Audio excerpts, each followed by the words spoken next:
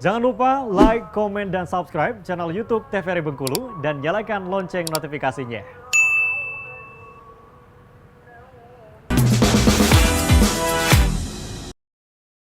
Assalamualaikum warahmatullahi wabarakatuh. Halo pemirsa Opini, selamat siang pemirsa. Yang waktu yang pas kita untuk ngobrol tentunya hanya di Opini, obrolan pas di sini. Di siang hari ini bersama saya Iqbal Fatwa, senang sekali bisa menjumpai semua pemirsa TVRI Bengkulu, apalagi di program yang sudah ditunggu-tunggu.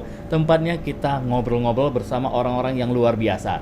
Dan di hari ini kita sudah mengundang, ini dia pahlawan yang harusnya dengan tanda jasa ya, karena tanpa jasa-jasa beliau kita tidak bisa seperti sekarang, tahu tentang ilmu pengetahuan, bisa membaca, bisa menghitung, dan masih banyak lainnya yang juga mencerdaskan generasi-generasi penerus bangsa ini. Sudah hadir di studio Opini Kepala Sekolah dari SD Negeri 63 Bengkulu Tengah. Ini dia Ibu Linda Silawati.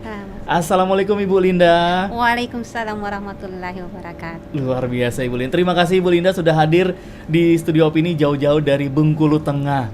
Nah Ibu Linda, sebelum kita ngobrol-ngobrol dengan tema kita di hari ini adalah tentang kepala sekolah penggerak. Nah, kepala sekolah penggerak itu seperti apa? Terus juga sekolah penggerak itu juga seperti apa? Nanti kita akan bahas itu Ibu Linda. Tapi sebelumnya, tak kenal maka tak sayang. Nah, saya sebelum itu mau tanya dulu sama Ibu Linda. SD 63 Bengkulu Tengah ini lokasinya ada di mana Ibu? Terima kasih Pak. SDN 63 Bengkulu Tengah ini terletak di Desa Harapan Makmur, Kecamatan Pondok Kubang. Oke, Pondok Kubang Bengkulu Tengah. Jadi kurang lebih kalau dari sini, dari studio TVRI Bengkulu kurang lebih 1 jam nggak nyampe Bu ya? Iya, nggak nyampe ya. Oke, jadi nggak terlalu jauh. Luar biasa. Kalau Ibu tinggalnya di mana? Di sekitar sana juga? Alhamdulillah saya tinggalnya di Desa Taban Jambu, masih sekitar sana, masih satu kecamatan, Kecamatan Pondok Kubang. Oke, jadi pada saat bekerja ke sekolah juga jarangnya nggak terlalu jauh Bu ya? Jadi bisa optimal, dalam menjaga sekolahnya. Betul Pak. Kepala sekolah SD 63 Bengkulu Tengah, luar biasa sekali. Nah Ibu Linda ini, sebelum menjadi kepala sekolah Ibu, gimana karir Ibu Linda sehingga sampai di titik ini bisa menjadi seorang kepala sekolah? Ya, terima kasih Pak. Sebelumnya saya guru biasa Pak, guru biasa. Saya diangkat tahun 1993. 93 Ibu diangkat 93, menjadi PNS berarti Bu ya, iya, ASN ya? PNS ya, waktu itu masih bergabung dengan Bengkulu Utara.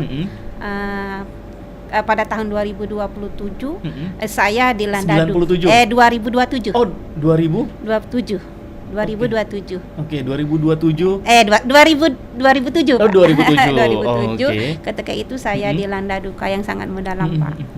Saya ditinggal oleh suami, Pak, meninggal dengan anak 3 yang masih kecil-kecil, kemudian 1 dalam kandungan. Itu masalah. Itu sesuatu. Kemudian alhamdulillah dengan dorongan kawan-kawan saya tetap bisa melaksanakan tugas, dan alhamdulillah Pak dalam kondisi menjadi seorang single parent ya Pak ya. Dengan 4 orang anak saya bisa menyelesaikan pendidikan saya sampai ke S3 Pak. Wah, luar biasa. Nah, dari 93 ini kan dilantik alhamdulillah menjadi seorang ASN guru gitu. Awal mulanya memang di Bengkulu Utara itu sekolah SD-nya di kisaran Kecamatan Pondok Kubang itu Bu? Enggak, kalau dulu di Kecamatan Lais Pak. Oh, jauh berarti Bu dari tempatnya asal? Di Desa Talang Rasau, jauh Pak. Waktu itu kami tahun 93 itu transportasi belum lancar Pak. Masih kami itu ke sana masih numpang truk Puso. Ke sana itu walaupun kalau ada naik mobil itu mobil teman-teman yang ke kantor Arga Makmur. Jadi nunggu barengan. Nunggu bareng ya.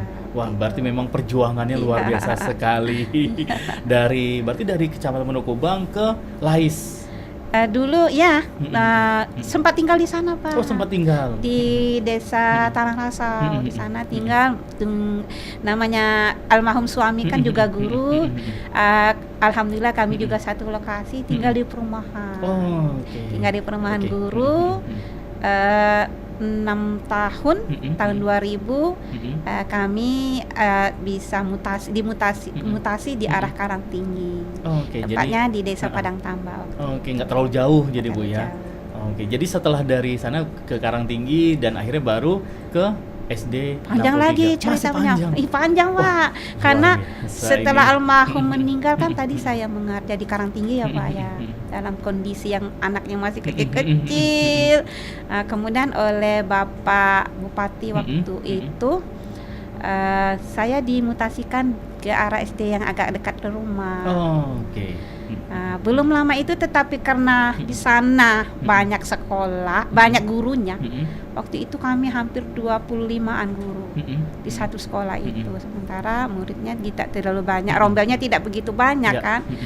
Dan di tahun 2013 saya lolos seleksi sertifikasi. Oh, oke. Jadi karena di sana tidak memenuhi syarat untuk mendapat tunjangan profesi, maka saya mengusul pindah ke Kecamatan Tabak Penanjung, Pak. Oh, oke, pindah lagi. Pindah balik lagi saya ke Kecamatan. Kecamatan Tabak Penanjung dari rumah sekitar mungkin 36 kilo. Dari rumah ke Tabak Penanjung Tabak Penanjung. perbatasan ya. Oh, oke.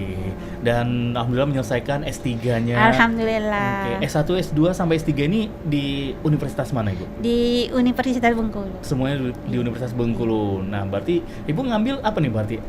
FKIP F-nya, Pak. semuanya sampai Iya, selesai dari di S3, Bu ya? S1 ini D2 pendidikan sekolah dasar, S1 pendidikan sekolah dasar, kemudian waktu itu karena saya ingin sekali melanjutkan ke S2, tetapi S2 sekolah dasar itu belum ada di Bengkulu. Jadi Oh, saya oke. mengambil ini ke pendidikan bahasa Indonesia. Nah, selesai pada tahun 2013 selesai S2. 2016 di UNIP ada pengumuman apa mereka buka S3 pendidikan. S3 pendidikan. STS pendidikan. Oke, berarti angkatan pertama. Angkatan Bu? pertama. Oke. Ya. Alhamdulillah menyelesaikan itu dari 27 mahasiswa S3 itu saya yang ketiga.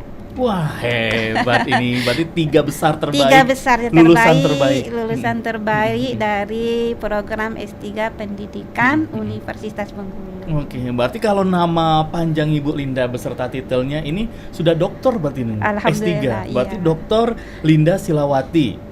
Nah, karena waktu itu pertama apa dokter pendidikan di Universitas Bengkulu, gelarnya panjang di sana, Pak. Oke, apa itu, Bu?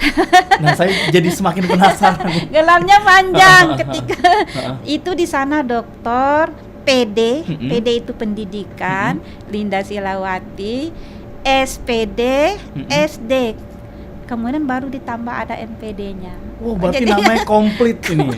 Dokter SD Linda Silawati. dokter SPD. PD dulu, Pak. Oh, dokter PD. pendidikan. Oh, pendidikan, dokter Iya. pendidikan, Iya. dokter PD Linda Silawati. Iya, panjang. SPD. SPD, SD, SD, MPD. MPD. Memang komplit, Pak. Wah, Jadi hebat. tidak semua orang punya seperti itu, Pak.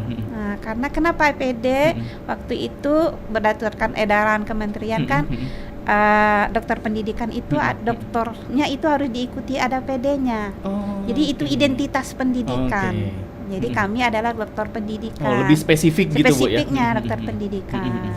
Nah, kemudian ada SPD-nya, ada SPD SD. Karena saya S1-nya PGSD, waktu angkatan saya SPD itu kalau SPD saja itu ada SPD matematika, Oke, luas gitu, Bu ya, umum ya. luas, ya. Oke. Tapi waktu itu kami SD, jadi ditambah lagi SPD SD. Oh, oke. Selesai S2-nya, Selesai. tambah MPD. Tambah MPD itu 2013. Waktu itu saya alhamdulillah ya S2-nya cuma setahun setengah, Pak. 1 tahun setengah. Ya, Wah, alhamdulillah. keren. Nah, berarti kan ini sudah bisa mengajar ke universitas berarti dong?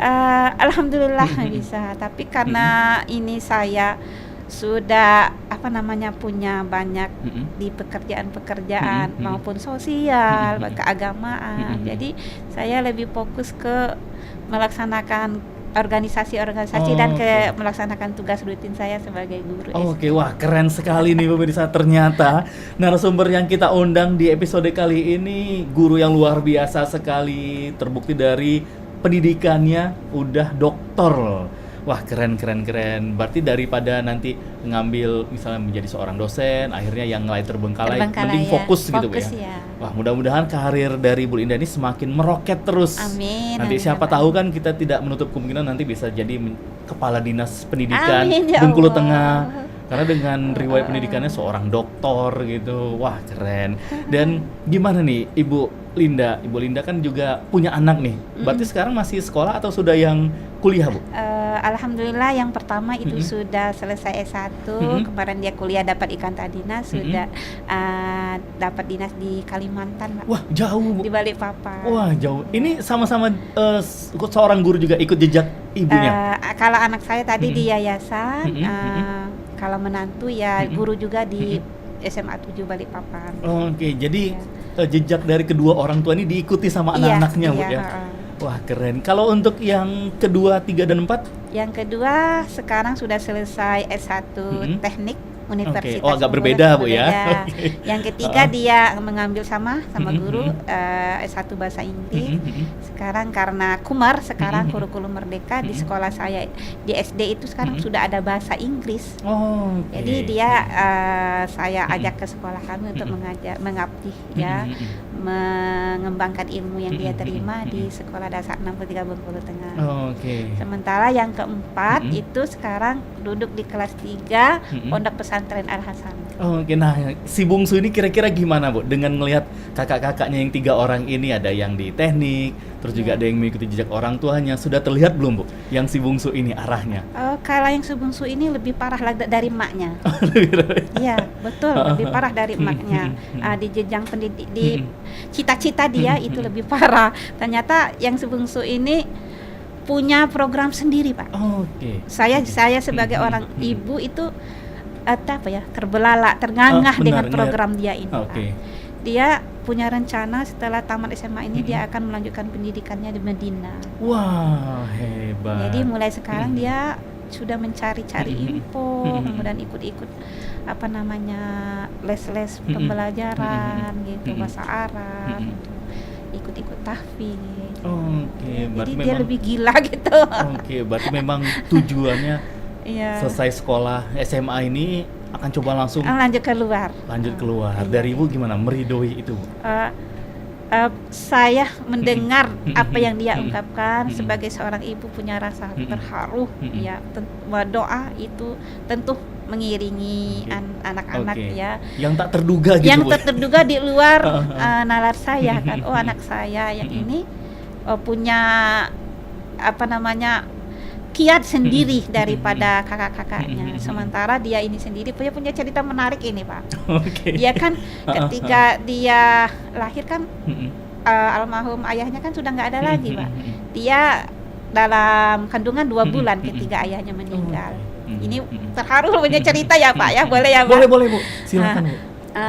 Ketika dia masih duduk di SD nih, Pak, kelas 3 apa kelas 4 ya, saudara-saudara saya kan, bibi-bibinya, tantenya sering ngomong, kamu tuh anak siapa? Katanya, ayah kamu kan sudah meninggal. Nah, kelanjutan cerita seperti apa, Ibu Linda, kita akan tahan dulu obrolan ini, pasti sangat menarik sekali ya, sangat menginspirasi juga, dan pasti untuk Anda pemirsa Opini jangan kemana-mana. Setelah iklan berikut ini kami akan kembali lagi.